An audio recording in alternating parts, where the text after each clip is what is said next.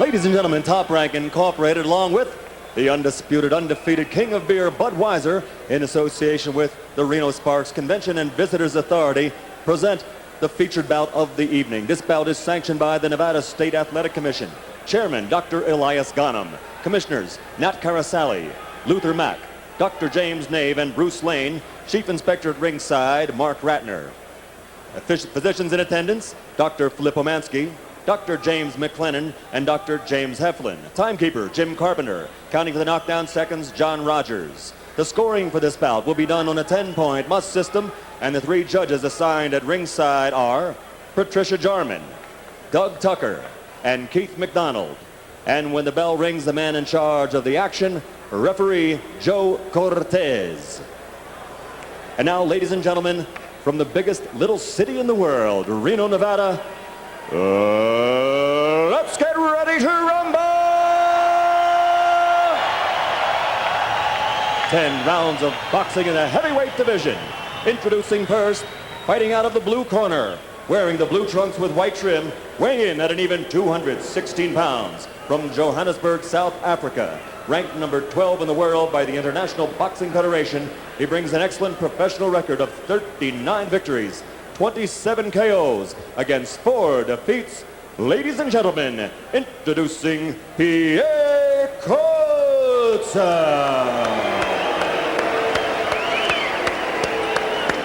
And his opponent across the ring, fighting out of the red corner, wearing the red trunks with white trim, weighing in at an even 258 pounds, ranked number 1 in the world by the International Boxing Federation, number 4 by the WBC, number 4 by the WBA. This 1968 Olympic gold medal champion is 71-3 as a professional, 66 by KO. Introducing the former heavyweight champion of the world, Big George Foreman. All right, gentlemen, we went over the rules in the dressing room. I want a good, clean fight. Obey my commands at all times. Shake hands. Good luck to both of you.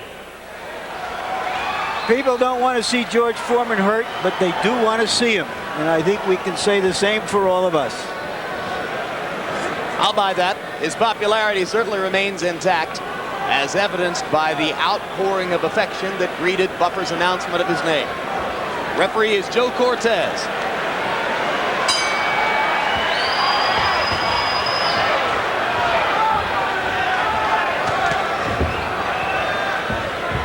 Foreman says we won't see as much of the crab-like Archie Moore defense tonight as has been evident throughout the comeback career.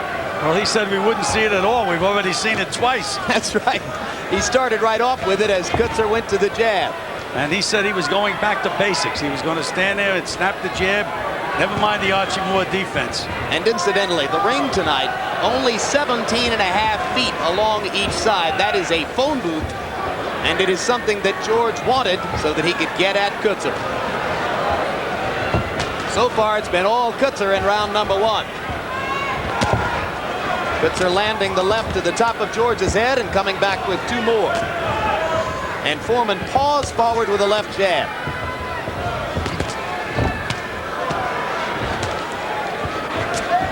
If COETZER stays this busy all night, you wonder if George will ever get started.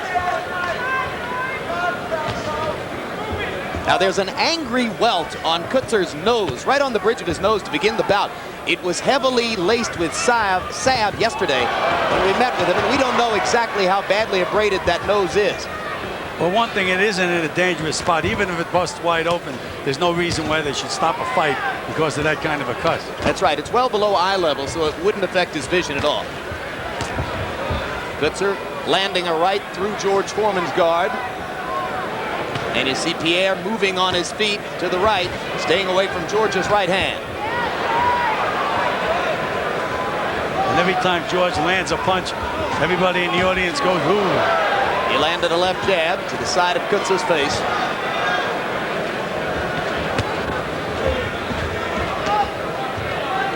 And COETZER is moving to his right, which is a good thing to do to try to avoid that stiff left jab of George Foreman's. There he is moving off to that right again. And There's a George whacking climbing. left hand by George. And Angelo Dundee told me that Coetzer has a habit of bending to his right, and he says that when he does that, he's going to have George come up with left uppercuts. He said he thinks that will be the most effective punch in the fight. And there, George just tried to get set to throw it, but Coetzer was gone by the time his reflexes told him George to do it. throwing punches at the speed that Larry Merchant described against Holyfield as second-class male. But eventually they do deliver second-class mail.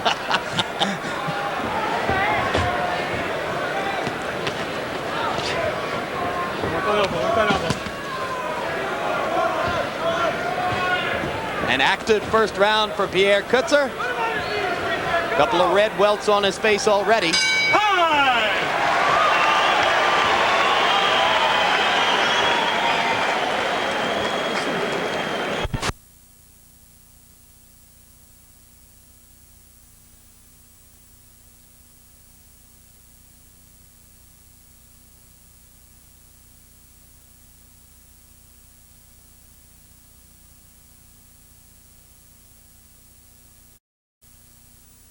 Maybe better than Tex Cobb and George Chuvalo.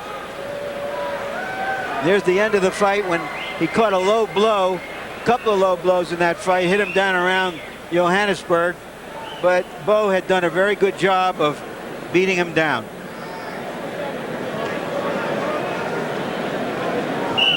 That's right. It could be said that Johannesburg hurt, but it was Pretoria that ended the fight. In round number one, Coetzer threw 70 punches, only 41 for George. But Foreman landed almost as many. He got 20. Coetzer landed 28 of his. But I thought George's punches were more powerful when he did land that stiff jab. Coetzer just backed George up with a straight right hand, though.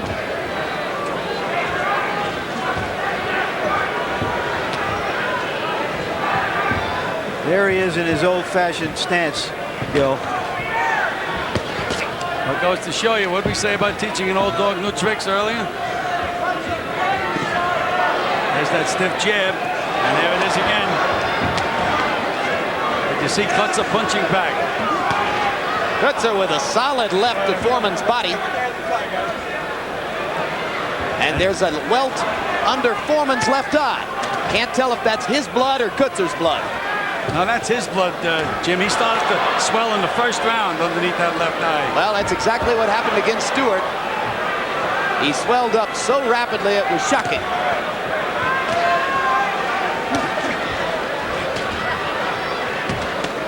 That's what Coetzer does. He punches back. You can hit him or whatever, but you have to move after you throw your punches because he's going to be there to punch back. It's amazing to watch Coetzer's capacity to keep his eyes open, looking straight ahead and concentrating on punching, even while taking hard punches from his opponent.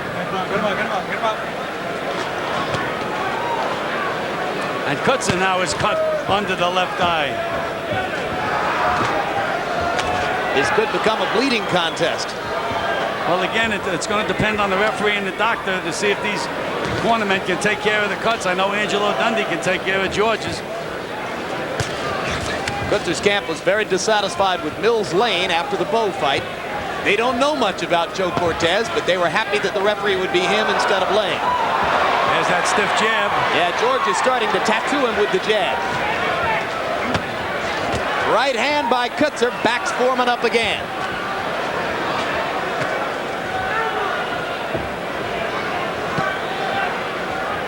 And there's a lot of blood streaming from the welt in the middle of Coetzer's nose. And again, the right hand chases Foreman backward. A left right on Foreman's chops. I think Coetzer is trying to discourage him from throwing those lefts with that right hand, Gil. Well, he's got another thing you should try to do is move his head, Larry. He just never moves out of the way of a left jab. Well, he's afraid he might not get hit. It's mad if he gets missed.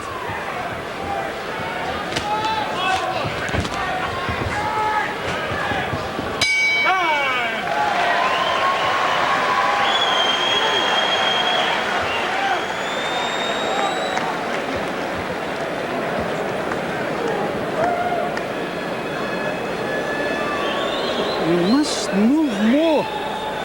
Jab more, hit the left rights and left hooks to the body here. Close your eyes, son. Close your eyes. That a baby.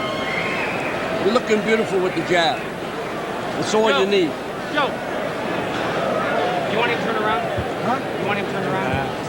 No, no, it's all right. Let's take a look at that jab in action, right on the nose. That splash of red blood is a target for George Foreman and will remain so as long as this fight goes on. 5 seconds out. Well, guys, we saw George through the fights against Jimmy Ellis and Alex Stewart becoming increasingly dependent on the jab, and the pattern continues tonight. In the first 2 rounds, George has only thrown 9 power punches. Every other attempted punch was a jab. And here Coetzer comes out very, very active with that left jab.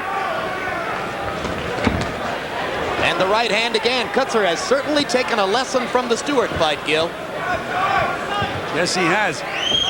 But I think that he should punch a little bit more to the body. He's trying to reach up, and George is a big man with those big arms, just blocks those head punches.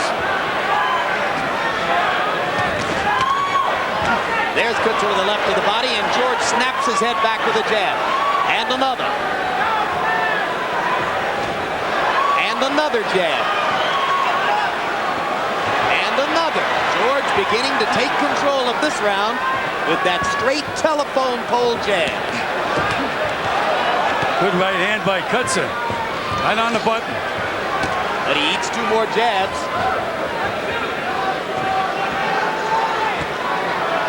And now the entire center of Pierre Coetzer's face becoming a bloody mask.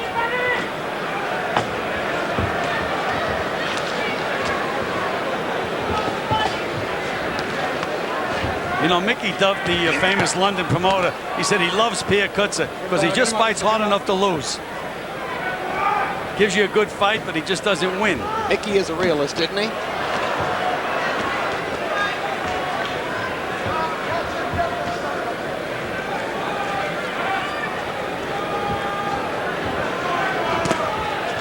Foreman tries a power punch and goes back to the jab. George said he had been working in training on a straight right hand. So far, we haven't seen it.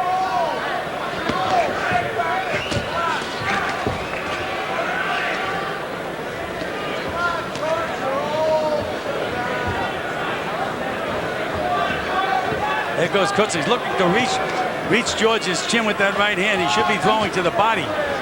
Bend up and down with his head. He's straight up and down. He's an easy target. Think stamina will become a factor, Gil? Both fighters are richly bathed in sweat at this point. Well, the thing with George is he's so relaxed in that ring that, as people say, he can go 30 rounds. He just doesn't seem to get tired. Now, they're going to have to take a look at that nose. It's really angry right now. And George has begun to go to the left hook. He's landed 2 of them. Now comes back with the jab. But still a sitting target for Pierre Coetzer's straight right hand. Again, Coetzer that time started to go to the body, but changed his mind.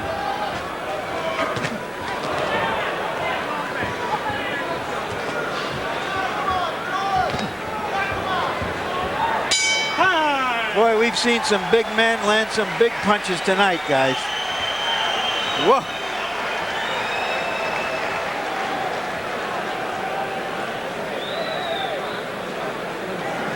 It's the skin that's it. I want to close it, doctor. Move more. Do you okay? There you see what Coetzer looked like Stand in front of him. while he was fighting Don't let Riddick him Bowe. jab you like that. Don't Not stand in unaccustomed front to sniffing his of him. own blood. Stand him. Jab to the body, to the top. That is an angry Keep your cut right hooks going and your left along hooks. his nose. Get some overhand. Why is that dangerous? It's not dangerous, except the people don't like to see the sight of blood. And if it gets bad, the referee may get a little nervous, or a doctor, and stop the fight.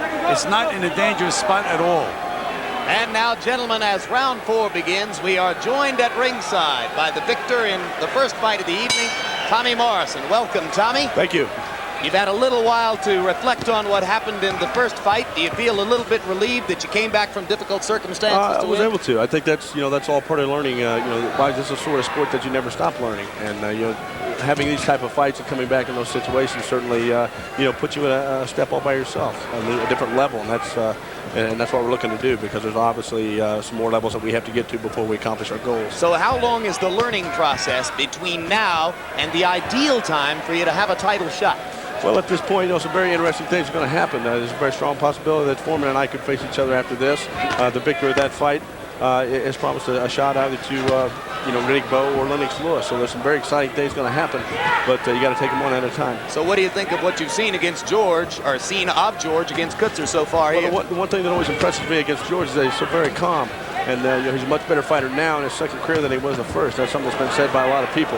Coach is the type of guy that,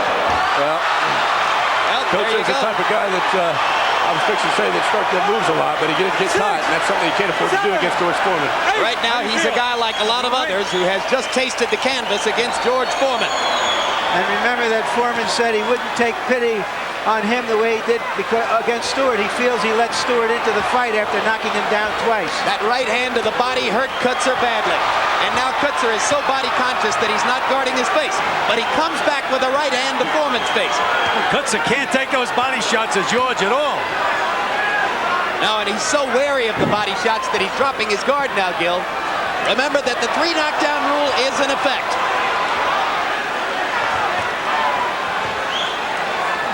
Are these guys warriors or what? Taking punishment. Coetzer is taking punishment and still trying to punch back. But right now, George is just overwhelming him. There's that stiff jab again.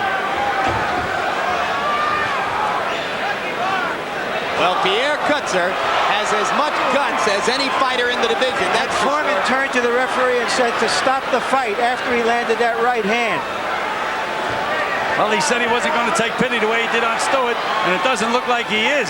But he also said that compassion is always a part of his character, and that he will not wait to ask the referee to stop the fight if he thinks it's time.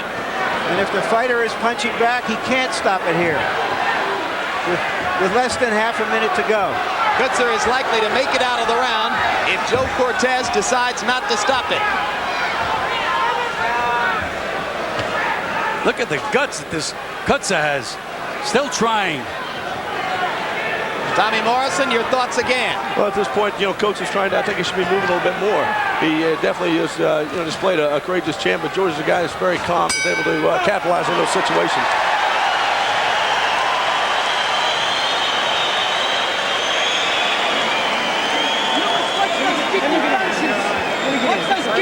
Let the doctor check him out. How you doing here? Now you want to continue? I want to continue. Okay. Tommy, thanks very much. Thank you very much, Jim. All right. We look forward to seeing you again. Just come down.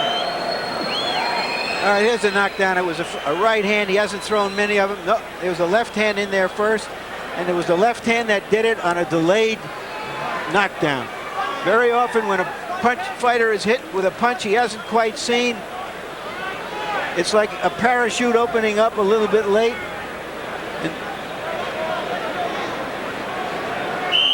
All right, seconds out. Seconds out. Harold, how do you see the fight? Larry, 38-37, 2 rounds each, but George Foreman ahead by 1 point based on a knockdown. I went with the busier guy in the first 2 rounds, the harder puncher in rounds 3 and 4. I've got Foreman ahead 3 rounds to 1. I called the first round. He even gave Foreman the next 3 rounds. Oh, go hold the head. Go hold the head. Let's go. And you called round 4 a 10-7 round. Yes, I did. I thought that George gave him a terrible beating in that 4th round. Well, George landed 2/3 of his punches in round 4. And unlike the first 3 rounds, when almost every punch was a jab, he went back to power shots in the 4th. The jab sets everything up, though, Jim. Gets him on the end of that left jab, then he falls for any kind of feint that George wants to throw. Well, the other thing we learned in the 4th round is that Coetzer takes it to the chin better than to the body. If George goes back to the body, he'll set up a knockout. Coetzer cannot take a body shot. I've seen him be hurt in other fights. Anytime he gets hit in the body. Of course, Bowe hit him low, but maybe if the punch was a little higher, it would have had the same effect. That's true of a lot of guys with washboard stomachs, isn't it? Well, he doesn't have to protect the belt around him the way George does. That's right. George has a pad.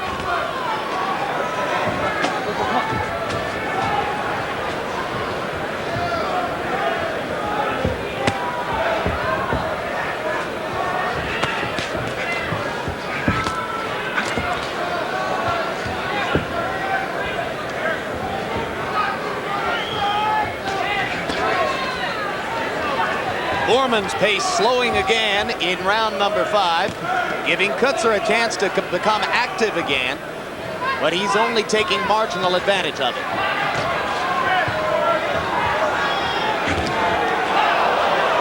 Coetzer badly off balance there, but George didn't deliver a shot. George is breathing kind of deep right now, Jim. He really is showing little signs of fatigue. Boy, that jab is really something when you watch it snap Kuetzer's head back. Place George's jab in historical context in the heavyweight division, Gil. I think the only other guy that had as strong as jab as George Foreman was Sonny Liston, who was Foreman's idol early in his career. Better than Joe Louis? Yes. Joe Louis had a different kind of a jab. Joe Louis's jab had more snap, could bust you open more than a George Foreman jab or a Sonny Liston jab. Theirs is like a plank coming out of a window. Look at that combination by Big George. And he went to the body again, and when he goes to the body, Coetzer stops punching and just stands and waits to take it. Come on.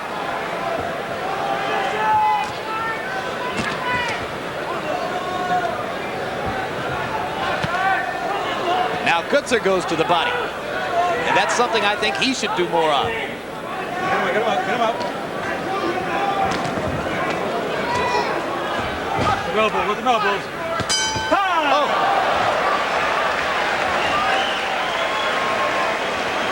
Join us tomorrow night for an American reunion, the People's Inaugural Celebration, the first and biggest of the inaugural events, to be attended by President-elect Clinton and Vice President-elect Gore, and featuring a multitude of performances by top entertainers. There are the names. Don't miss this HBO exclusive special, a one-time only, same-day telecast, Sunday, January 17, 8 o'clock p.m. Eastern and Pacific time, an American reunion, the People's Inaugural Celebration.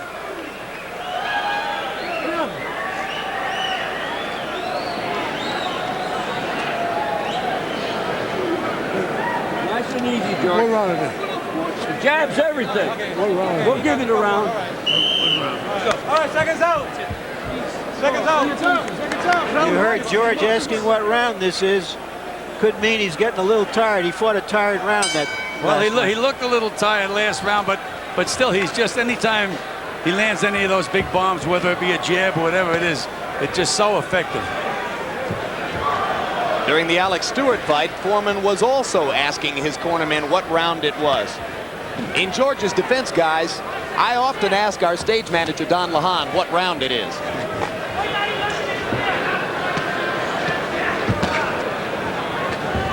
There's that jab.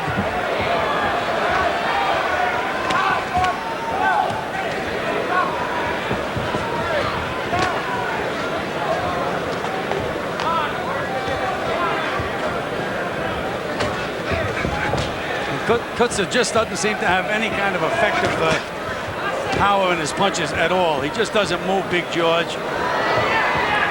Well, that was the case against Riddick Bowe as well. He landed a lot of solid blows against Bowe and didn't seem to knock him loopy at any time. Same thing is happening here. I thought that his punches had a little more effect on Riddick Bowe than having on Big George. Well, George is bigger. He is bigger, there's no question about that. I wonder how much he weighs right now, though. 258 yesterday. I wouldn't rule out 265 or 270. He said he was going to have a big meal. Uppercut by Foreman. And Coetzer comes back with a left and a right.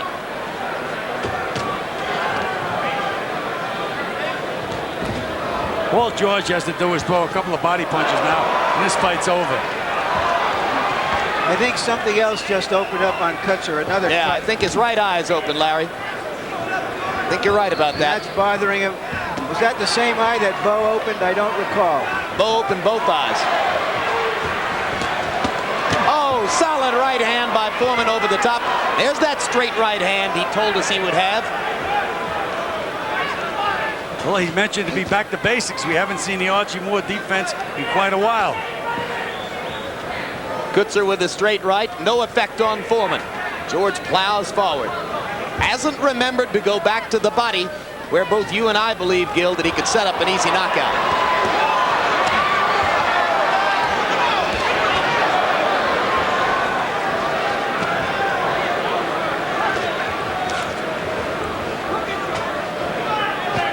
Does this look like a guy who could star in a sitcom?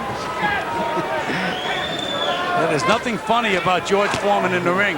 And it must be difficult for George, given his palpable mercy streak, to pound away at a guy who looks as grotesque as Coetzer appears at this time. Well, the thing is with Coetzer, every once in a while he punches back. And George has to go on the offense to keep from getting hit. Time!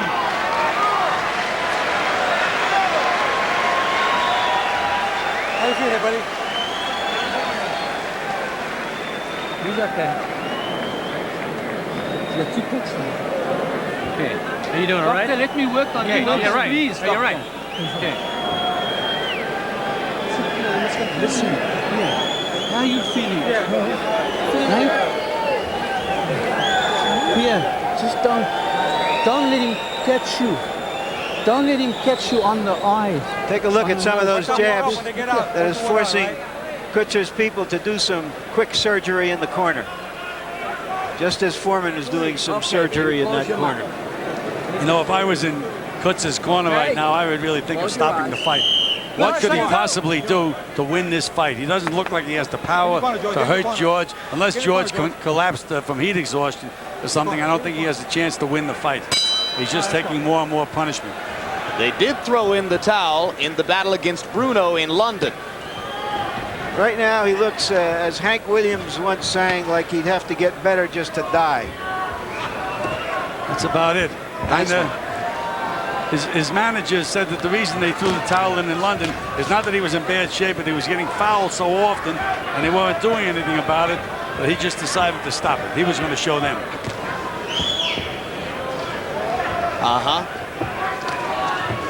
Don't hold the head. Don't hold the head, Pierre. Don't hold the head. That's referee Joe Cortez telling Coetzer not to hold behind the head. No, I think if I was refereeing, I'd let Coetzer do anything he could I possibly started do. to say that.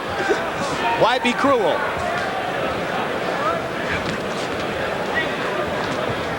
Is this fight becoming an anticlimax after the first one? Maybe it is. Well, that happens often, Larry. It's tough when you got a guy in the main bout and the semifinals a great fight. Would another 10-round decision damage Foreman's appeal as a heavyweight contender? Is his identity dependent on knockouts? You could just see the exhaustion of Pierre Coetzer. Missed the punch and almost fell on his face. And it's again, Jim, it's a question of how George Foreman looks. And if he gets a knockout in this round or the next round, it's not going to change the public's opinion at all. Tell me, Gil, what good fighter in his comeback has he knocked out? Silence. Jerry Cooney? Jerry Cooney. I thought, you know, I trained Jerry Cooney. I thought I had him in great shape for that fight. Real good sparring partners. Everything looked like he was in excellent condition, but George just rolled all over him. Are you answering in the affirmative about Jerry Cooney? Or are you saying he was a good fighter? I thought that George Foreman beat a good fighter when he beat Jerry Cooney. Coetzer with an uppercut. God, But it doesn't seem to bother George. George is an incredibly powerful human being. I mean, I don't remember seeing him take many backward steps in the 7 years of his comeback. He just keeps coming no matter what. He's really amazing. He's an incredibly powerful human being, both physically and psychically. An awesome presence in there.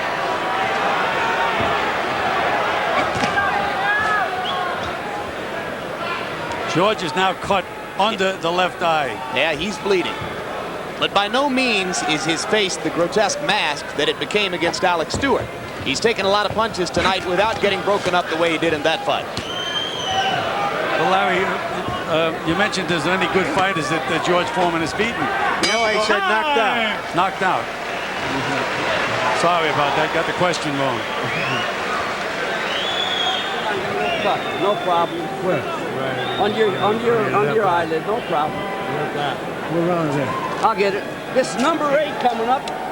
Come here, partner. Come here. Come here. Bring Come your here. punches up and work. Be hit with right hand and left hook. Come here. Take the left hook under like an uppercut. That was at the end of 10 rounds against Alex Stewart. George doesn't seem to be on the way to that tonight. Okay? All right, make sure it don't open up. Got hit him with an elbow. Hit you with an elbow. It's okay. Is Angelo The other Dundee guy a with con some artist body or what? shots, too. He's great.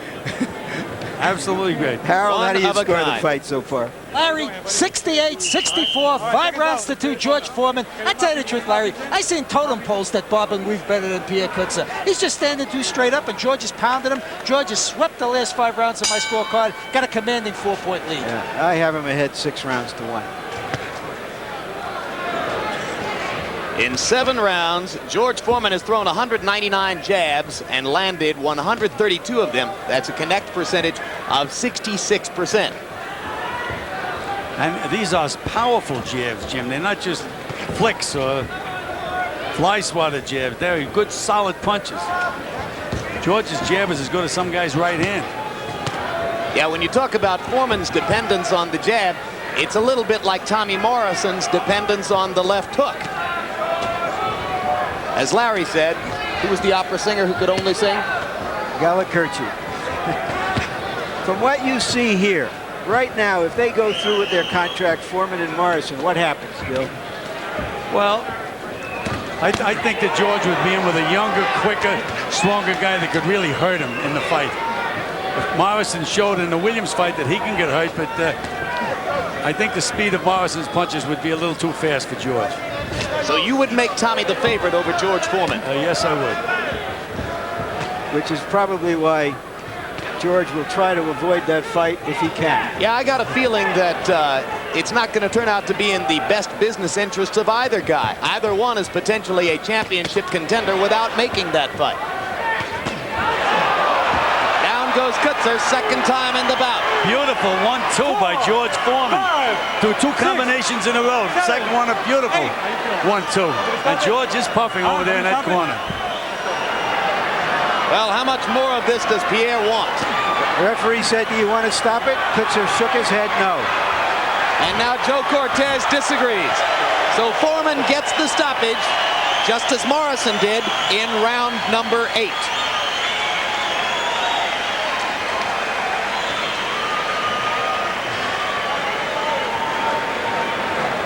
Gentlemen, we saw tonight why people love to watch heavyweight boxing. No question about it. There was a lot of solid punches landed. Guys going up These and fights. down, guys bleeding. Hey, think of the Sheer heavyweight drama. fights we've had here in the last 2.5 months, huh? Lennox Lewis against Razor Ruddock, lightning knockout. Evander Holyfield against Riddick Bowe, a battle for the ages. And tonight, 2 bloody wars. Let's take a look at this beautiful 1-2 by George That Foreman. might have been the most artistic combination George has thrown in a long time. But Larry, right before that 1-2, he threw a 3-punch combination, which was also picture perfect. But look at that 1-2, button my shoe right on the chin. And he's in a position now to button his shoe. Yes, he is. And you see Coetzer dripping blood on the mat. There's the 3-punch combination that I was talking about just before he landed the 1-2. And there's the 1-2.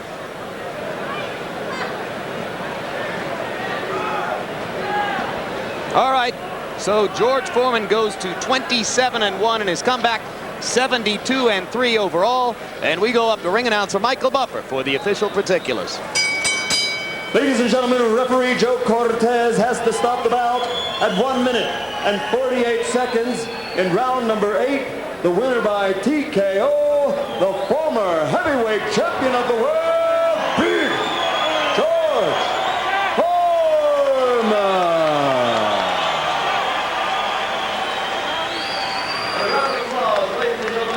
One very game gentleman from South Africa, Pierre Coetzer. We take a look at final punch stat numbers. And keep in mind that the overwhelming percentage of Foreman's landed punches were jabs, but as Gil Clancy points out, a jab like none other in the heavyweight division. Pierre Coetzer landed 174 blows and threw more than 100 punches more than Foreman. But it wasn't enough to bother Big George, who just kept methodically stepping forward and delivering his own tattoo. And here's a look at the jabs. Foreman landed 147 out of 218, 67%. Coetzer threw more jabs, but not nearly as effective. George has wasted no time in donning the shades that make him look like a bulbous rock star. And right now, Larry Merchant is standing by with him. Larry? Okay, George, I see that the sun has come out and you've got your son. Yeah, Ray Charles. I'm cool. I want all the kids to know I'm out there. I'm cool. I got this shaved head. All right. And I got a Corvette. George, have you ever won Mama, how you doing? I love you. George, have you ever won a fight before with so many jabs? Almost exclusively the jab until the right hand just ended it. Time after time, you're going to meet guys who are a lot tougher than you.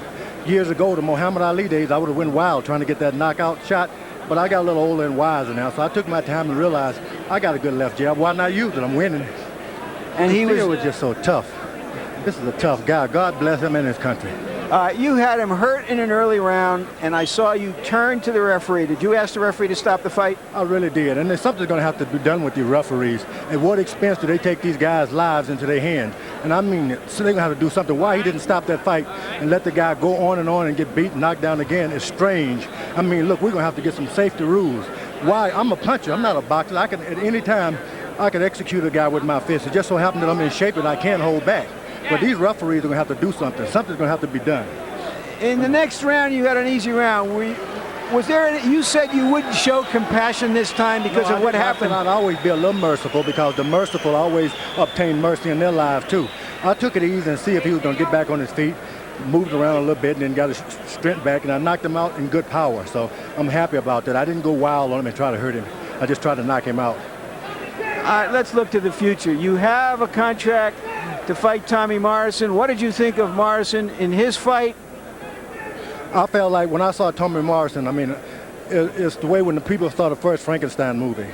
That big monster jumped up and you just don't want to fight him. Tommy Morrison is too dangerous for George Foreman. I want his brother, somebody who can't fight. I want Pee Wee Herman. Pee Wee Herman. We want Pee Wee.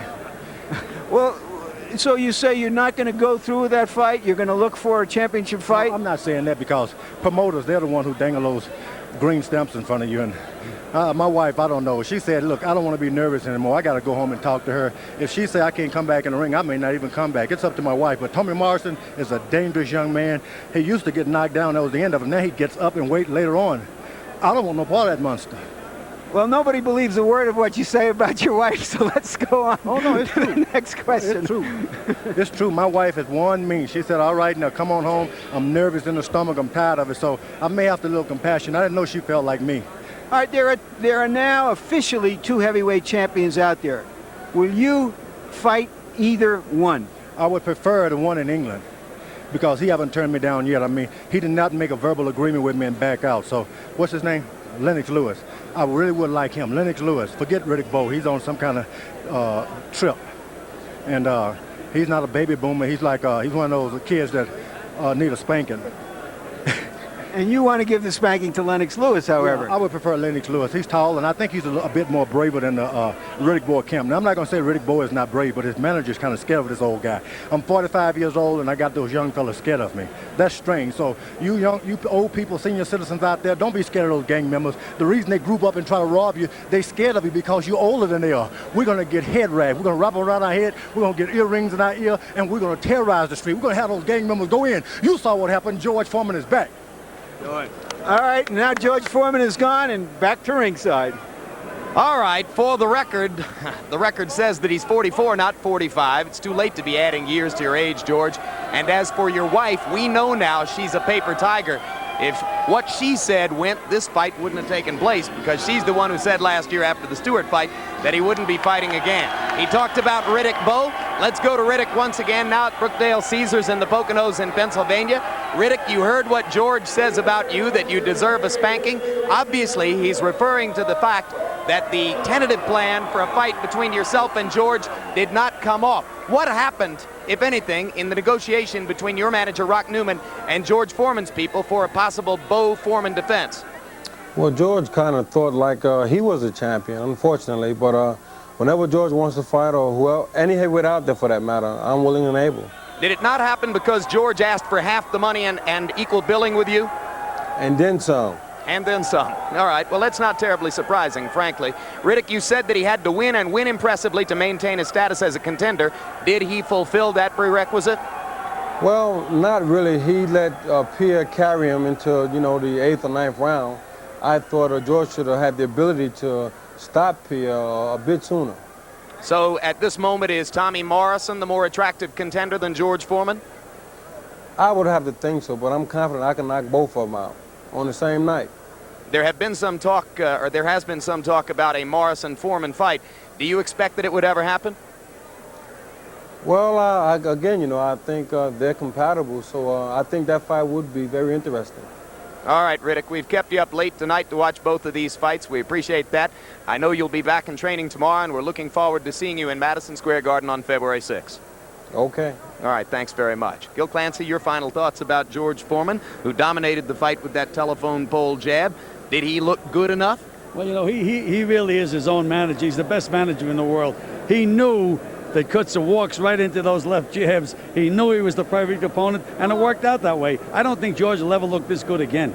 All right, that's a statement in and of itself. You don't That think is he'll a ever statement. look this good again. How would he do against Bo or Lewis? Well, again, we have the younger guys, the more active guys. They're both big guys. I think that either one of them would probably, at least they'd beat George anyhow in tough fights. Would they knock him out?